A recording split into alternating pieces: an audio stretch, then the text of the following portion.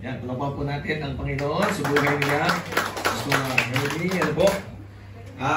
Maraming salamat po na kami po ay muli po ay nadala niyo po dito sa Hong Kong, ano po? To share the vision sa inyo. Ano po? Vision. May sabi mo sa tabi mo, vision.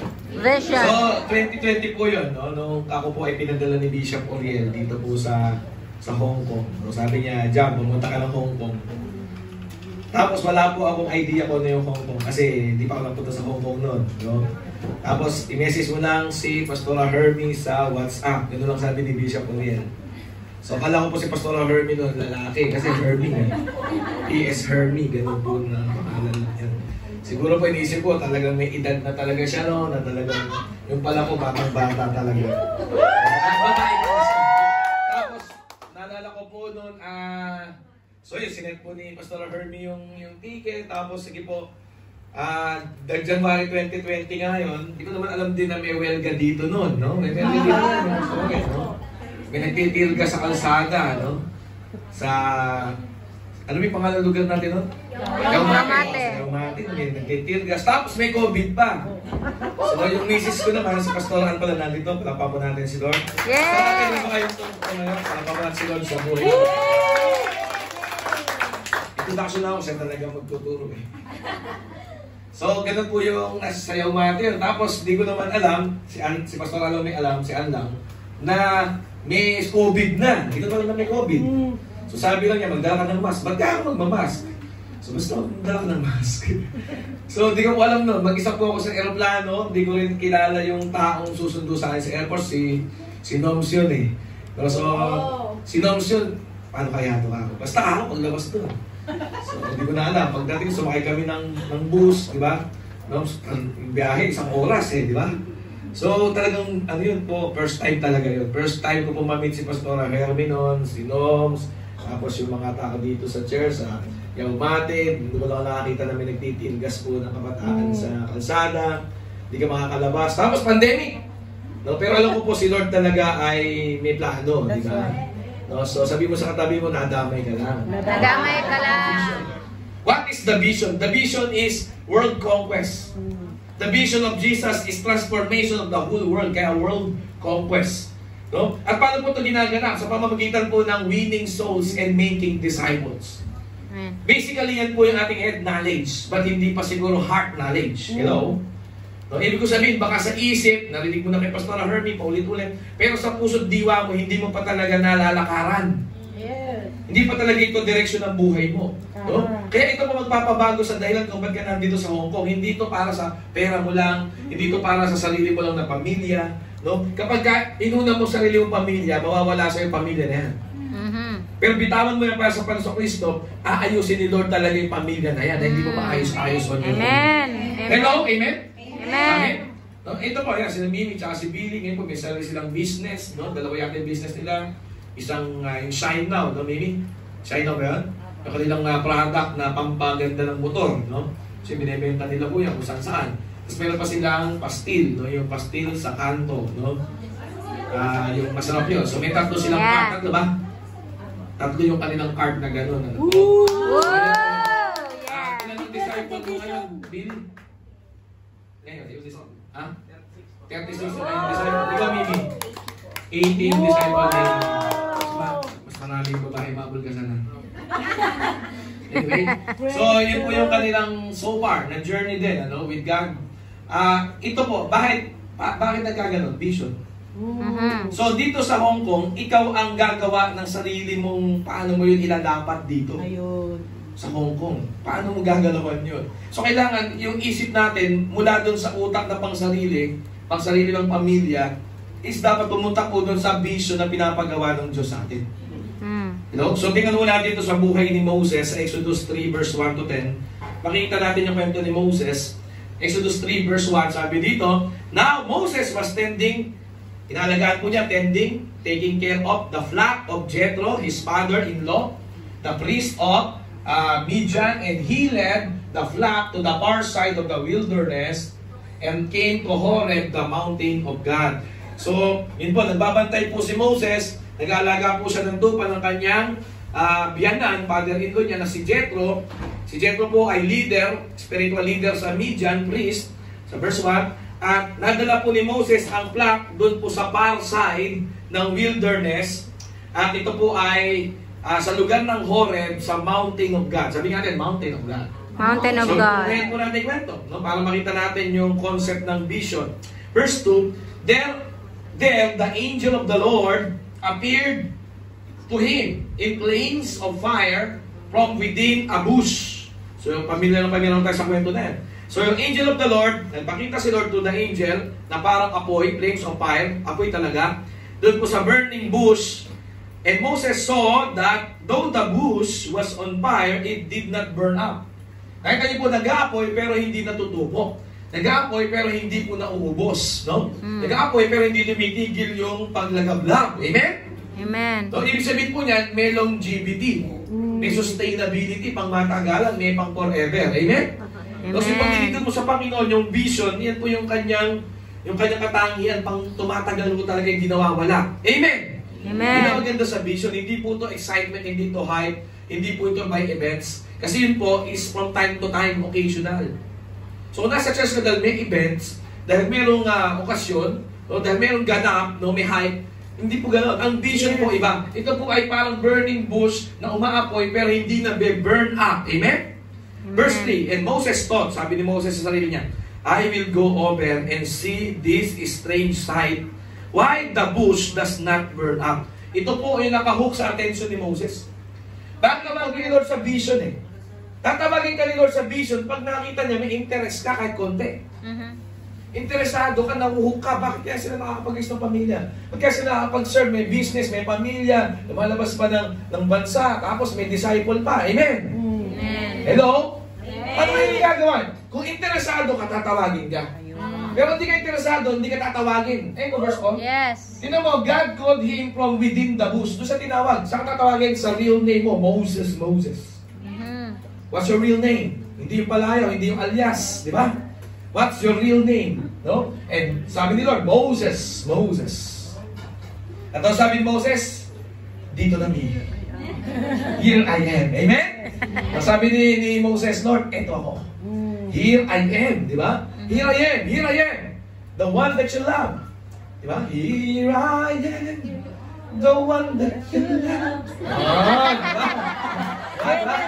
Amen? Ito ako. Dito na me. Sabi niya, diba? So nagpakita siya kay Lord, hindi siya nagtago. Diba? Kasi tinatawag siya. Diba? Lumitaw eh. Diba? Verse 5, sabi ni Lord, do not come any closer. God said, take off your sandals, for the place where you are standing is holy ground. Diba? Yung lugar kung saan ka nakatungtong, banal yan. No, subarin mo yung sapatos mo. Verse 6, then he said, sabi po ni Lord, nagpakilala na si Lord, no? Ito na, sabay-sabay talaga to eh. Personal relationship with God, you're calling into the ministry, and you're calling to God's vision. Ibig sabihin ng vision, larawan. Ibig sabihin ng vision, ano nakikita ng Diyos na dapat mo rin makita. Hello? Huwag mo ipakita kay Lord yung mga nakikita mo. Hindi interesado sila sa nakikita mo kasi nakikita natin bilang tao, pang sarili. Nakita natin ngayon sa oras na ito, mga kakulangan, mga kakapusan, mga limitasyon. Di ba? Yes. Ano magagawa ko? Pilipina lang ako, pangulang ako, galing ako sa Pilipinas. Yun ang nakikita mo ngayon eh, di ba? Kaya nga huwag mo ipagpalaki kay Lord yung nakikita mo. Dapat alamin mo ano nakikita ni Lord. Tawag doon vision ni Lord. Amen. No? Hindi makikinig sa akin ng mga Chinese. Yan ang nakikita mo. Pero nakikita ni Lord, kaya mong i-lead mga Chinese. Hello, may tao po ba dito? O talagang ano? Kasi iba yung vision mo, vision ni Lord. Sa tingin mo, hindi mo kaya. Sa tingin mo, pang pera ka lang. Sa tingin mo, pang trabaho ka lang. Sa tingin mo, uwi ka sa Pilipinas. Kaya ka nandito para sa pera, uwi ka rin sa Pilipinas. Hindi ganun eh. Iba nakikita ni Lord sa Hong Kong eh. Kaya kanya pinadala dito nung una lang, nahuka kasi nga mas maganda kita dito. Sa una lang yon. Hello? Tama. Dapat ngayon alamin natin ano ba yung nakikita ng Diyos dito sa Hong Kong. Ano yung vision ni Lord. Amen. Amen. Eh sabi niyo, dubalin mo yung sinelas mo kasi ibang level to. Sabi mo, saan tayo ibang level to? No, kung saan ka napunta dati, iba yung dahilan, ba't ka napupunta ngayon dito? Sabi ng Panginoon, ibahin mo to. Sabi ng Panginoon. So nagpakilala si Lord. Ito yung totoong siya. Sabi niya, I am the God of your father, the God of Abraham, the God of Isaac, the God of Jacob. Yun po pakilala ng Diyos. Ibig sabihin ng Panginoon, ako ang Diyos ng unang-una mo pang panahon, the Ancient of Days God. Ako yung Diyos na hindi nagbabago, the Alpha and Omega. Ako yung nagpala sa iyong ama, si Abraham, si Isaac, saka si Jacob. No? And at this, Moses hid his face. Natakot siya because he was afraid to look at God. Nagkaroon siya ng fear of God. Amen? Amen? Sino po dito may fear of God ka, ayaw mo nalalabagin ang gusto ng Diyos. Amen. Ganun po ang tunay na mayroong encounter sa Diyos. Ang tunay po na nakaharap ang Diyos, ang tunay na close kay Lord, nagkakaroon po sila ng fear of God, the beginning of wisdom. Tumatalino sila. No? Mas takot silang lumiban sa church. Bakit? Tumatalino na sila. Amen? Amen. Yung blessing mo, hindi dahil masipag ka. Yung blessing mo, galing yan talaga sa vision na pinapabuhay mo. No, nandun po ang provision. Ibig sabihin ng blessing, provision, yung supply, no, yung prosperity, yung breakthrough, yung miracles, nasa vision. Kasi about vision ni Lord, supply niya ng provision. Hello, nakuha niyo ba yan? No? So dito po, makita natin dito, pakilala talaga si Lord. Ako nag-bless kay Abraham. Ako nag-bless kay Isaac, kay Jacob. No? At ngayon, Moses, ano ka ngayon? Sabi ni Lord, parang ganun, di ba? So si Moses mo natakot, di ba? Nagkaroon siya ng fear of God. That God is real. God is real. No? Pag naranasan mo yung presensya ng Panginoon, talagang thunder, at saka lightning talaga yun. No? Talagang nanginginig ang lupa talaga. Yung presensya ng Diyos talaga na totoong mayroong Diyos. At ang Diyos ay makapangyarihan. Amen? Amen. Walang imposible sa Kanya. Napakalaki niya, napakalawak niya. Amen. No, makikita mo yun, marirealize mo talaga yun. Magiging reality sa yun. So natakot po si Moses. Yun po yung nagkaroon siya ng fear of God. No? Hindi niya pwedeng banggain ng Panginoong Diyos. Verse 7, the Lord said, ito na po yung vision. Tignan niyo po ito ha. The Lord said, I have indeed seen the misery of my people in Egypt. Ito na. Ito na yung puso ng Diyos. Nakita niyo po? Pagka si Lord nagparana sa iyo, pagka si Lord nagpakilala sa iyo, sasabihin ni Lord sa iyo yung tibok ng puso niya. Ano sabi ni Lord sa verse 7? Nakikita ko yung miserableng buhay ng mga Chinese sa Hong Kong. Amen. Amen. Kaya natin mag-marinate muna sa puso't diwa't isipan niyo. Alam ng Diyos miserable itong mga Chinese dito sa Hong Kong. Wala itong pagkakilala sa Kanya. Pag ito namatay lahat, impyerno to. Alam ni Lord yan. Yeah. Ha? Yan yung vision. Yan yung nakikita ng Diyos. Miserable. Hello? So sabi po dito, I have heard them crying out because of their slave drivers. Diba? Nakita ko sila, puro trabaho lang. Diba? No? Pambuhay lang, umiikot lang sa kanilang trabaho sa kumpanya. No? Ganun lang ang buhay nila. Slave drivers nila, demonyo. Diba? Ayun po, yung slave drivers nila talaga, yung spirit ng mundo na to, kamunduhan, worldliness. Akala nila ang buhay dito lang sa mundo. Verse 7 mo yan. And I am concerned about their suffering. Yan ang puso. Yan ang nakikita ng Diyos. Yan ang tibok ng puso ng Diyos. Nakikita ko yung suffering nila. Hello? Amen? Kaya nga kayo lahat dito, hindi kayo dito pang domestic helper lang na OFW, hindi. Missionary kayo dito. Amen. May mission kayo, kaya missionary. Amen. Diba? Meron kayong mission dito. Kailangan makita muna natin yung nakikita ng Diyos. Kailangan po yung ating utak lumampas po sa ating pangtaong kaalaman. Sa pangtao nating limitasyon. No? Dapat po lumampas doon. No? Kasi lagi mo lang isipin, ano magagawa ko? Ano magagawa ko? Kawawa naman ako. Kawawa yung pamilya ko sa Pilipinas. Di ba? Kung gano'n lang nasa isip, kawawa naman kami. Trabaho lang, kawawa kami dito. Kawawa. Di ba?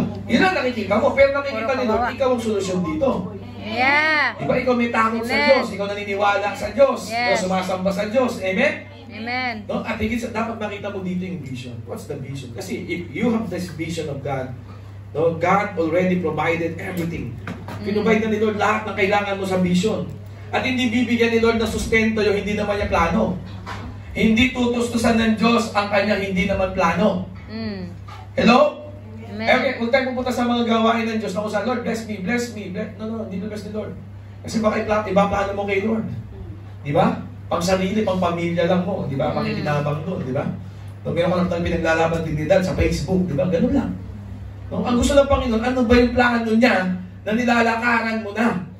Hello? Ano yung gusto niya na gusto mo na din? Amen? Amen. No, ito kasi gusto ng Panginoon . Siyempre wala na po yung kwento na to ngayon na talagang Egypt, nasa Egypt din ako eh. Ngayon po sa konteksto ninyo, yan po talaga Hong Kong yan, Chinese. China yan, di ba? Yan yan, kaya kayo nandito eh. Tingnan niyo, dito kayo mabe-bless, dito kayo iingatan ng Diyos, dito kayo protektahan ng Diyos. Bakit kayo ingatan ng Diyos? Yeah. Bakit? Amen. Special ka, favoritism, di ba? Magkaingatan ng Diyos. Ingatan ka ng Diyos kasi iniingatan mo sa puso mo yung plano niya, yung vision niya. Yeah. Pero hindi Amen. naman niya makikita sa puso mo yung vision niya, ba't kanya ingatan? Special child ka, Yeah. favorite ka.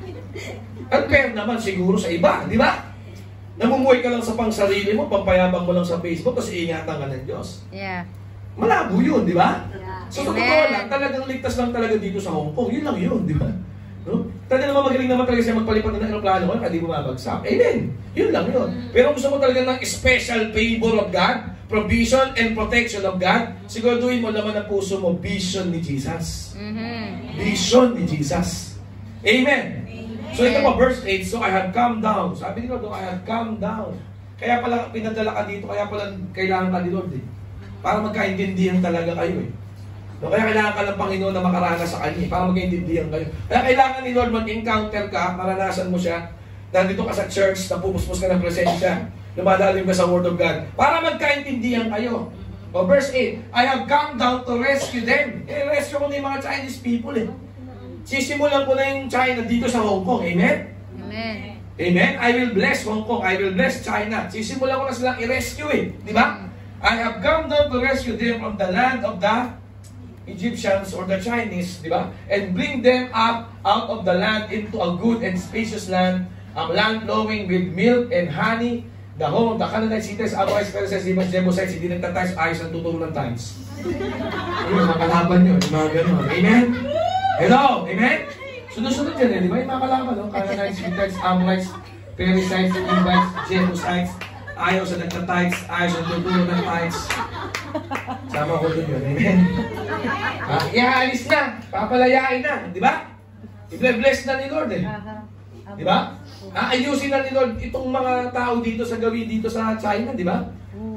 Amen? Amen. At ikaw ang gusto ni Lord na kausap, gusto ni Lord ng kapartner, gusto ni Lord dito nang gagamitin, gusto ni Lord na bigyan ng saysay yung buhay mo. Na hindi ka lang pang sarili mo, hindi lang pang sarili mong pamilya. Gusto ni Lord talaga magkaroon ng tunay na significance, value, no? Yung buhay mo, yung dahilan kung ba't ka nag-Hong Kong. So, tingnan ka nag-Hong Kong, kailangan ng pera, ilan? Yun lang yun. Hello? Are you thinking with me? Are you with me? Kaya ka nasa Hong Kong, gusto mo lang bigyan ng magandang kinabukasan ng aking mga anak. Ang ganda, di ba? Pero para sa iyo lang anak yun. Paano yung anak ng mga Chinese? Bahala sila. Paano yung anak ng ibang pamilya? Pamilya ko nga lang, hindi ko maayos. Kahit ano yung ating utak bilang tao limitado. Pero kapag nagkaroon ka ng vision of God, vision of Jesus, lalawak. Yung dahilan mo mas lumalalim. Hindi ka mababaw na puro sabaw, mapagpaimbabaw. Di ba? Milalim ka, di ba? Milalim ka. Bakit ka nasa Hong Kong? Wala lang. Di ba? Mas malaki kita dito. Yun lang. Di ba? Para sosyal, aesthetic. Aesthetic ang post, di ba? Aesthetic ang kapitbahay. Kahit gusto-gusto mo ipis sa mga kapitbahay na di mo naman gusto. Di ba? Pag gusto mo silang pasikatan eh, alam mo namang ayaw nila sa'yo, di ba? At ayaw mo naman sa kanila. Bakit? Yeah. Tama. Laliman mo naman, kapatid. Kasi kung di mo nilaliman, mababaw. Ang mababaw, madaling mahugot, di ba? Yeah. Ang mababaw, sabaw, di ba? Walang lasa, di ba? Ang mababaw, mapagpaimbabaw, kalaunan, pagtagal, magpapanggap na lang. Laliman mo natin. Kasi pag nilaliman mo, eto, bakit? Eto, tutulungan mo yung mga Chinese na to. Alam niyo po, lumalakad kami dito, no? Nakita ko sana, madali naman silang sharean eh. Tama. Madali naman share. Di mo naman sharean yung mga businessman, yung mga boss, yung mga amo eh, di ba? Saka na yun. Sharean mo lang yung mga nagtatrabaho lang din sa mga nasa kanto, mga nasa back alley. Di ba? Yung alam mo talagang lupay-pay na lang ang buhay nila, di ba? You will be a blessing. Dito sa nation na to, amen. Amen. Kaso pagka yung nakikita yung amo ko, nagiging ano na siya, demonyo na, di ba? Lahat ngayon ng Chinese, dinadamay mo na, bahala yung buhay mo, basta mo, may sweldo. Bumababaw tayo. Ang babaw mo. Sabi mo sa akin, laliman mo naman. Laliman mo. Ang sweldo ko, magpapakilay ako. Laliman mo.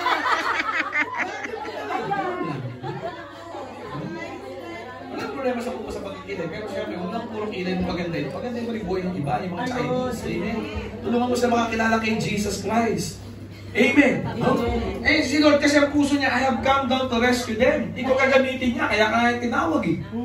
Hindi ka na tawagin kung di ka isasali. Pag kasasali ni Lord, wala kasing sasay buhay natin.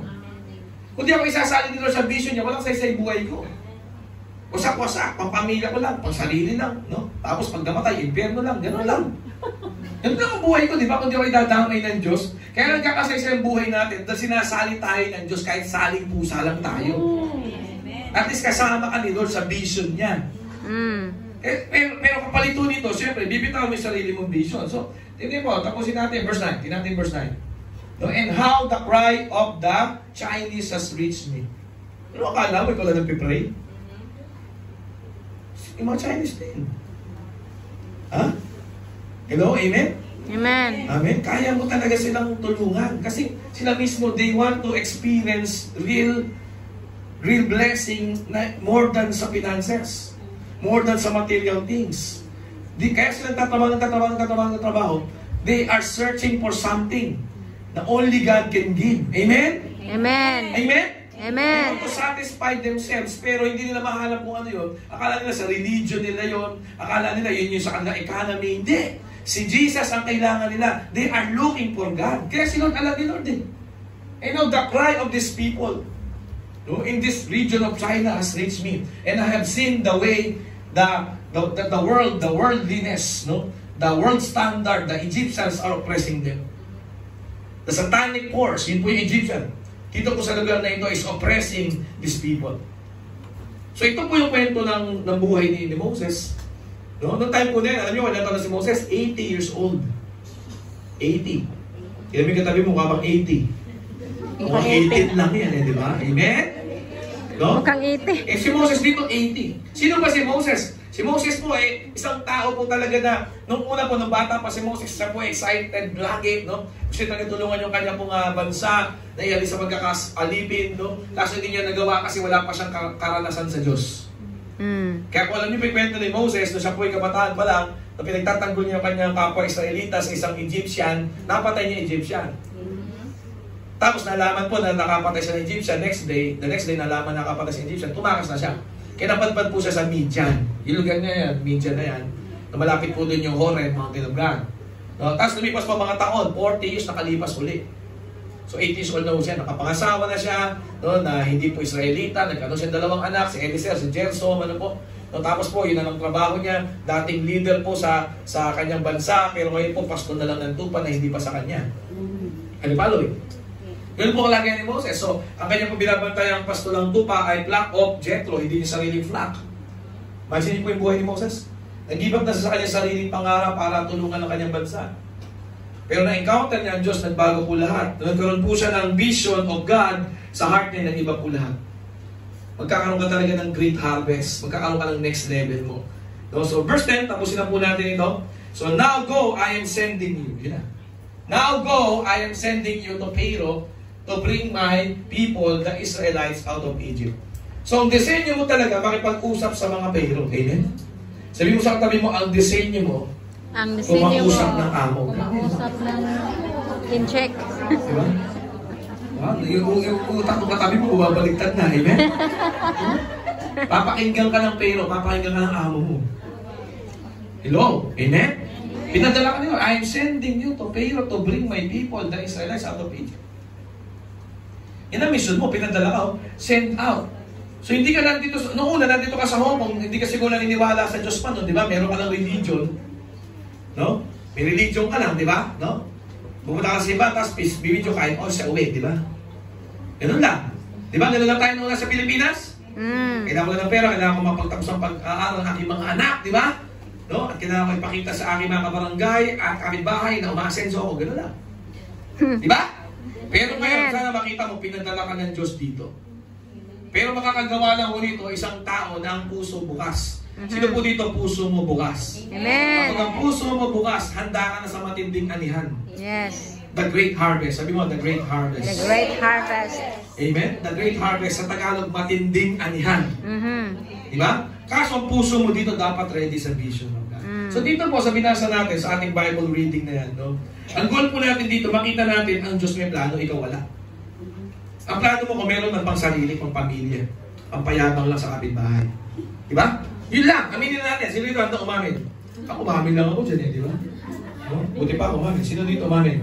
Yeah, amen. Sabi mo sa loob, umamin ka na. Amen? Amen ka Kaya na. nga, amen. Akin, amen. Amen. Amen. Yun ang amen eh, di ba?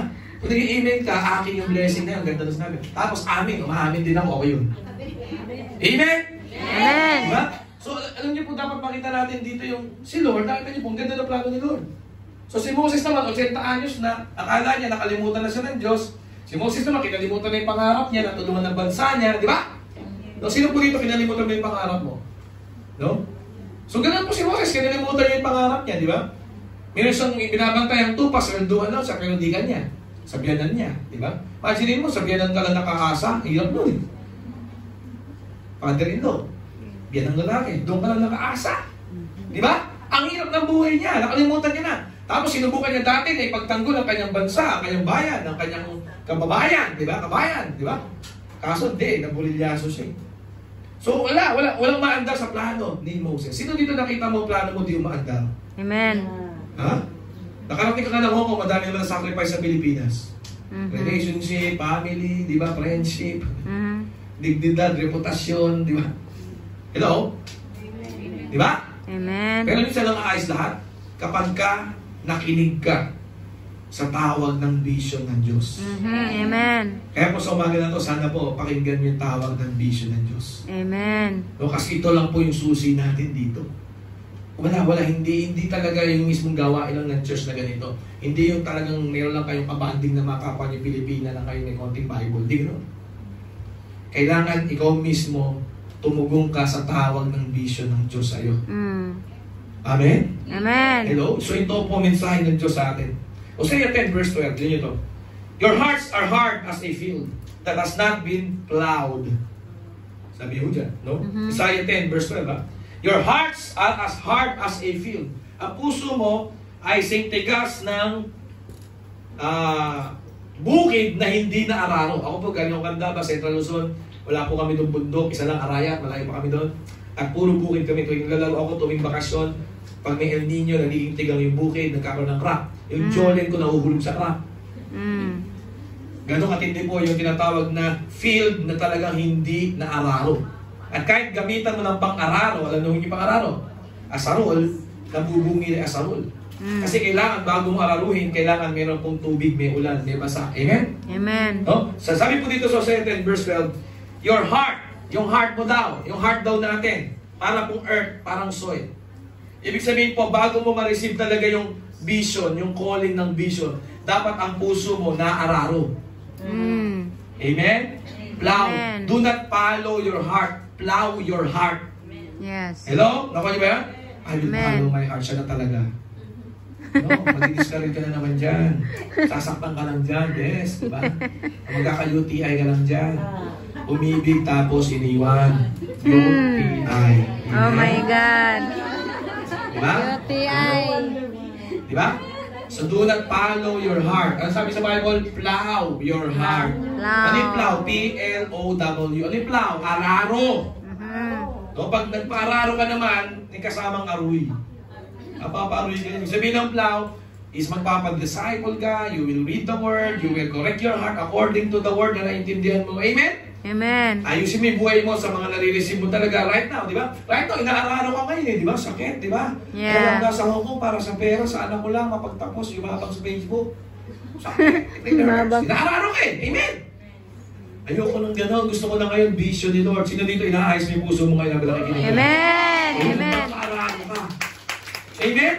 So do not follow your heart kasi your heart, the heart of man is the most deceitful thing on earth. Yeah. So do not follow your heart. Plow your heart. Do not follow. Plow. Wow. Your Plow. heart. Okay, sabi mo nga, plow. Plow. So yung pabigkas doon, P-L-O-W, plow. Di ba? If you change your way, yun nga, you will change your way. Iba, galaw mo eh. Di ba? Magkikaroon ka na mas malalim na kaisipan kung ba't ka nandito sa Hong Kong, kahit saan man eh, di ba?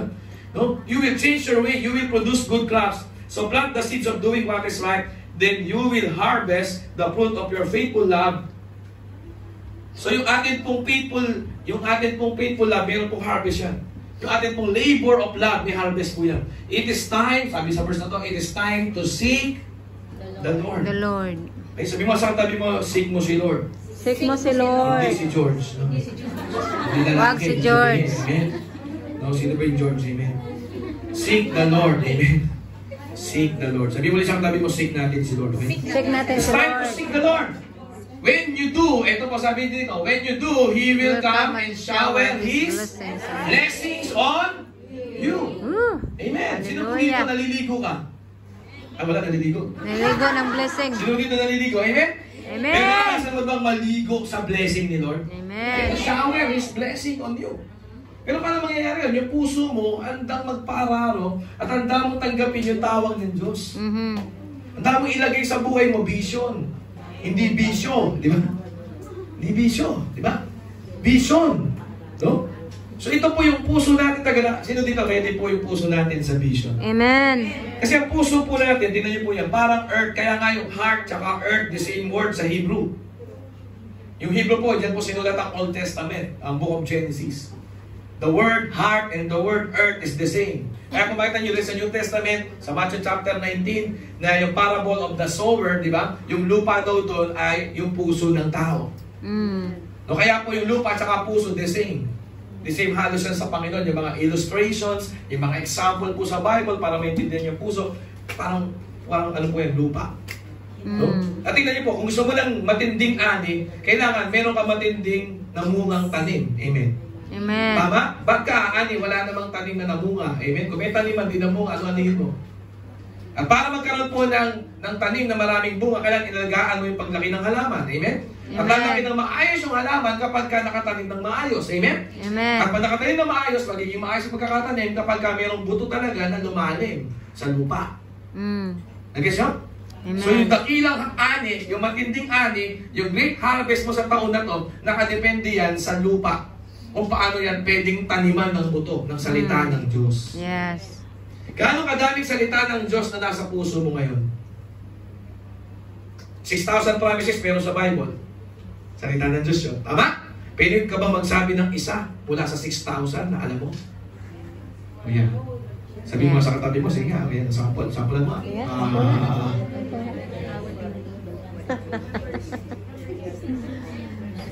Sino yung boyfriend ng kapitbahay? Sino na? Alam mo, di ba? Promise ni Lord. 6,000 yun. O bakit nabuntis yung kapitbahay? Alam mo, di ba? Bakit yun alam mo? Pero bakit yung 6,000 promises ni Lord? Di isa, di mo wala ka matandaan. Isaiah 41:10. Yan, o. Ligo-ligo ka pa nakikinig ng preaching yan. So nakasik ng preaching every Sunday. Hello? Tingnan niyo po, wala din dun sa pag-asik, wala rin dun sa buto eh. Nandun sa puso tumatanggap eh. Kahit po sa umaga na to eh, yung puso natin. Kaya minsan, napapakanta lang yung mga ngil eh. Kung ako'y maling iibig, sana di maging katulad mo. Pusong bato. Pagka si Lord nag-preach ng promise, wala kang matandaan. Bakit? Ang puso mo ay matigas. Yeah. Pusong bato. Kaya po dapat ready mo yung puso mo. Sino dito, ready mo yung heart mo talaga. Amen. Heart mo yan eh. Diba? Ayusin natin yung puso natin to receive the vision of God. No? 4 things mo na gusto ko i-share sa inyo, pero napakalawak ng vision. Number 1, only the vision will give you clear direction. Only the vision will give you clear direction. Dito sa Hong Kong, dito sa saan pumunta. Kahit gusto pumunta ng Canada, ng Singapore, gusto pumunta ng America, no? Only the vision will give you clear direction sa buhay. Amen? Amen. Amen? Amen. So, kasi yung vision po mula sa Diyos yan eh. Yan yung nalarawan ng gusto mangyari ng Diyos sa isang lugar. Tapos idadamay ka lang niya kasi nga pinagpala na niya yung plano niya. Amen? Amen. Ang plano ng Diyos po kompleto, sagad, sa prosperity. Amen? Amen. No? Kailangan lang talaga madamay ka doon. Kailangan lang doon maging saling pusa ka man lang. Amen? Amen. At ang vision mo na yun, kapag napunta na sa puso mo, dapat mapunta ka na doon sa vision na yun. Hindi mo dapat mag-gets yung vision, dapat ikaw mag-get ng vision. Hindi ka dapat lang makot mo yung vision, dapat ikaw ang makot ng vision. Amen. Ano po yung vision natin? Ang gusto ng Diyos lahat ng tao po talaga mailigtas. No? Sa satanic horse, sa darkness. na mailigtas po sa apoy ng impyerno. Yun dapat ang laman po ng ating puso. Kasi ng vision ni Lord. Yes. At pag may vision ka, malinaw ang direksyon mo sa pagpapamilya, sa pag-aasawa, sa love life, sa finances mo. Ba't ka nasa simbahan, ba't ka nakipagkaibigan, ba't ka nakipagbarkada, ba't ka nakipagtropahan sa mga ganyan tao. Alam mo yan, ba't ka nakipagrelasyon sa ganyan. Magiging malinaw sa'yo. Only the vision will give you clear direction. At ikaw mismo nag-iisip ka, mag-isip ka. Sabi mo sa akin, mag-iisip ka rin. Mag-isip ka rin. Use your mind, di ba? Use ano your bang mind. dahilan? Bakit ka nakikipag-text dyan? Anong dahilan? Bakit nakikipag-text dyan? Text dyan. Anong dahilan kung bakit ka nagpapakilay? Sige nga. Wala nang text to. Ayan, bakit ka nagpapakilay? Kilay is life. Sige nga, anong purpose ng kilay? Yan. Anong purpose ng kulay ng buhok, for example? Yan, di ba? Anong purpose? Kasi po, ito po yan po nagiging malinaw sa iyo Ano to? Bakit ko ito ginagawa? Nag-iisip ka. No? At hindi ako pwede mag-isip para sa iyo. Amen? Yung katabi mo hindi pwede mag-isip para sa iyo. Amen? No? Kaya nga di ba may mga kaibigan tayong talaga sa love life, talagang lagi sa nagmamahal para siyang aang-aang sa love life, di ba? Manhid, martir, pagpagawa nating monumento. Tapos papayuhan mo siya, di ba? Payo ka ng payo, magdamag kayo ng kwentuhan. Tapos hindi niya rin gagawin. Siya pa rin ang masusunod. Kasi nga, yun nga hindi ako pwedeng mag-isip para sa'yo. Kahit magkwentuhan tayo ng madaling araw, kung di ka mag-iisip, buhay mo pa rin wasak. Kaya sabi mo sa katabi mo, mag-isip ka. Mag-isip ka. May vision ba pinagkagagawa mo? May purpose ba na malinaw? May aalin ba? Mag-isip ako. Diba? Kung vision ko talaga, Lord, gamitin niyo po ako. Kahit saan niyo ako dalhin. Mapa-Canada, mapa-Australia, mapa-America. Dito man lang sa Hong Kong, pagpa-practice ko na yun. Amen? Pagka may vision ka na puso ng Diyos, gusto ng Diyos, iligtas ang maraming tao. Iligtas ang maraming Chinese people. Amen? Amen. Amen? Nagiging sumi gusto ng Diyos? Gusto ng Diyos makakilala talaga sa Kanya lahat ng tao. Tama ba? Sabi nga natin, di ba, the Philippines, the only Christian country in the whole of Asia. Di ba, nung una? The first Christian, di ba, magano'n tayo? Nation in the heart of Asia. Magano'n tayo dati, di ba? O ngayon, kaya natin ako sa Hong Kong. Bakit? Para ipakilala mo ang Diyos sa mga taga Hong Kong. Yun ang puso ng Diyos Yun yung vision Pag alam mo yun yung dahilan kung ba't ka nabubuhay, malinaw direction mo. Amen? Tignan niyo po, kasama po sa clear direction, eto yun, no? Nire-receive mo rin yung God-given goals. May goals ka. What's the goal? What's the goal? What's the goal? Anong goal ko dito sa Hong Kong? Di ba? Siyempre, mag-earn ng ganitong amount ng pera. Di ba? 150,000 pesos amount. Di ba? Anong goal? No? Ang goal, tumagal dito. 2 years, 3 years, 4 years, matapos yung contract. Di ba? No, tapos makaulit pa. Di ba? Tapos mag-next level. Yun lang. Pag sarili lang yun. Anong goal? Dapat ang goal ganito. May masiran ako 10. May masiran ako, may maibat ako sa church 10. I-share ko sa nila paano makilala si Jesus ng totoo, beyond religion. Beyond religion. Meron akong goal. Diba? At ang goal ko, multitudes. Sino dito goal mo? Multitudes. Amen. Sabi mo, multitudes. Multitudes mo talaga. So, lumilinaw to sa'yo kapag ka may vision ka. Malinaw direction mo, kahit dalhin ka sa Canada, sa Australia, sa Africa, sa Apretada, sa Medjugorje, kahit saan ka mapunta, alam mo yung minuto nakalina na, no, kahit saan ka makarating, di ba? Malinaw sa'yo. Number 2, ito, the vision is only a result of real communion with God. Ano yan? The vision is only a result. So, ang tao po talaga na may vision, ay talagang ang kanyang relasyon sa Diyos, talagang kinocultivate niya yan. No? Vision and dreams are the language of the Holy Spirit kasi.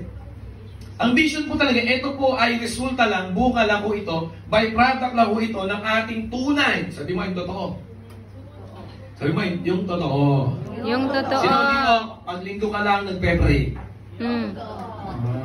Wala dito yan. Ayusin na natin ngayon. Sabi mo, saan tayo, ayusin na natin ngayon. Ayusin natin. Umamin lang. Sabi mo, saan tayo, umamin ka lang. Amen ka lang. Sino dito nakakabasa ka ng Bible dito sa monitor? Wala dito. Hindi ka pa nagbabasa sa Pagod. Lalo ko mapapagod pag walang word. Amen. Hello? Kasi tandaan niyo po yung vision, kaya po, hindi natin lubos na, tandaan ito, master natin ito, i-master ninyo. Hindi ito makukuha na isang oras ng preaching ni Pastor John ngayon. Ma-masterin mo talaga ito. Binibigyan ko lang kayo ng pasimulang si Billy at si Mimi, kausap namin mga disciple nila bago kami malis. Natanong ko sila, ngayon, umasenso tayo.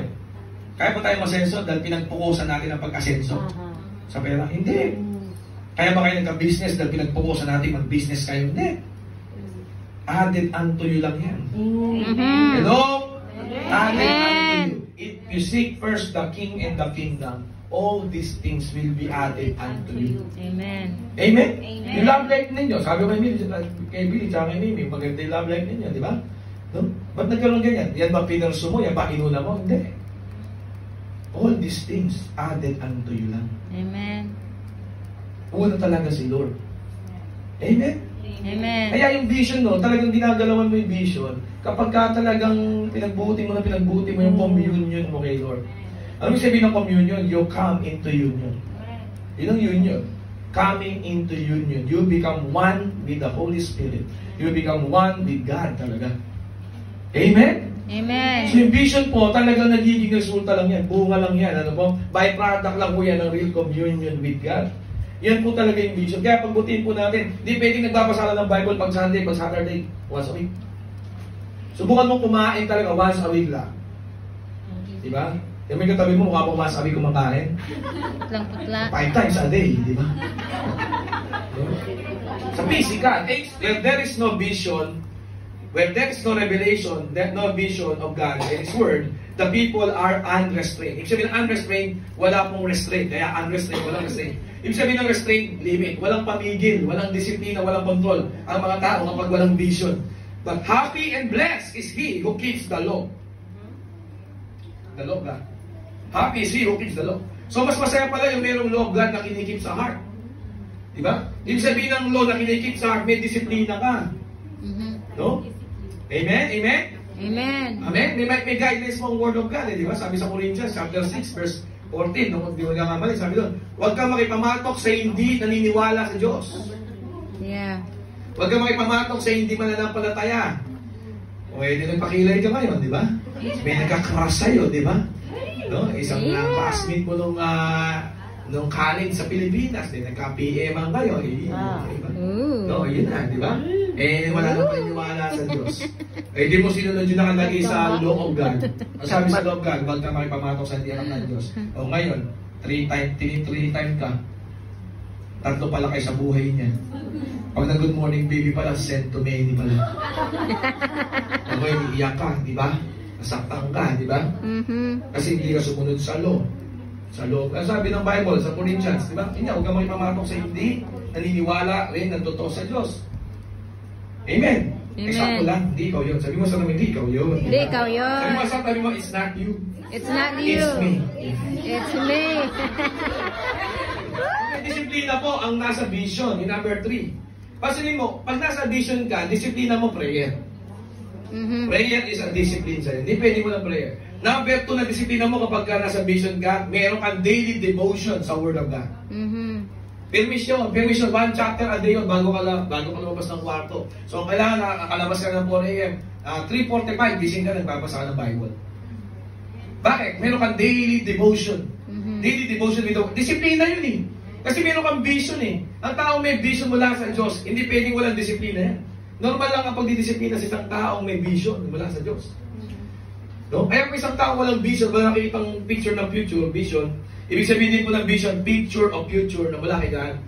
Hindi walang disiplina yan. Kaya nag-ano lang yan, mobile games, di ba? No? Maghapon yan, no? Walang time daw, pero 3 hours na kakascroll ng Facebook yan, pag free time. Imagine yung mga tao ngayon, di ba? No? Wala daw time, pero pag nag-Facebook yan, 2 hours, 3 hours. Pag compute mo lahat. Yeah. Pag pinag-plus mo lahat ng mga minuto yan, nag-spend sa kakascroll, 2 hours, 3 hours yan. Wala daw siyang time, ha? Wala daw siyang disiplina, wala daw siyang vision. Kasi kung may vision ka, magdidisiplina ka. Yeah. Ano pa disiplina ho natin? Ito, yung gospel community mo. Disiplinado ka, hindi ka sasama sa mga taong walang direksyon. Hindi ka papasok sa mga relasyon na hindi maka-Diyos, hindi galing sa hindi nakalagay sa salita ng. Bakit? Kasi may vision ka, may pangarap ka eh.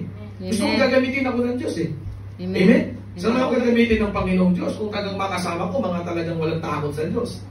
Mga kasama ko, walang paki sa Diyos, di ba? So inaayos mo yung disiplina mo sa gospel community mo. Hindi ka kung kanino sumasama. At panghuli, tabo, the vision is to glorify.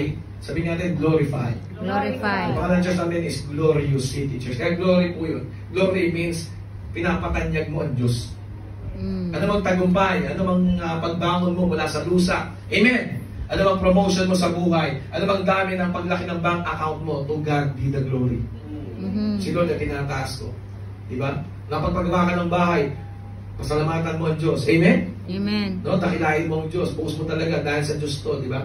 No, sabi nga ng iba, di ba, sa Facebook ngayon, bakit si Lord? Si Lord ba nagbigay ng bahay? Si Lord ba nagsakripisyo, naghihirap, nagtrabaho? Bakit ang Diyos na nagbigay ba ng bahay? Di ba may nagbigay post sa Facebook ngayon? Yeah, marami. Bakit ang Diyos ba nagpuyat? Diyos ba talaga nag-commute sa traffic? Ganito, Diyos ba? Hindi, ako nagsumikap dyan, kaya nagkabaya ako. Eto, 3 minutes walang oxygen. 3 minutes, tanggalin ng Diyos ang oxygen. Ano kayang gawin? 3 minutes lang, ha? 3 minutes lang. Pagkakait ng Diyos, may sunlight pa rin, may planet Earth pa rin, may atmosphere pa din. Ha? Pero 3 minutes lang, may isa lang sa kukuning element, 3 minutes sa'yo. Oxygen. Kaya mo? Hindi. Pero hindi natin masasabing to God be the glory. Kasi the vision is to glorify God by multiplication and transformation of nations. Amen. Yan po ang vision. Kaya mahalaga po kay Lord yung family restoration. Mahalaga po sa Panginoon yung family empowerment. Mahalaga po sa Panginoon yung lumalakas ang pamilya natin. Amen. No? Sa panunod natin ngayon, syempre, hindi naman text naming family. Kailan, nanay, tatay, mga anak, buo. Minsan, talagang may mga pangyayari sa buhay natin.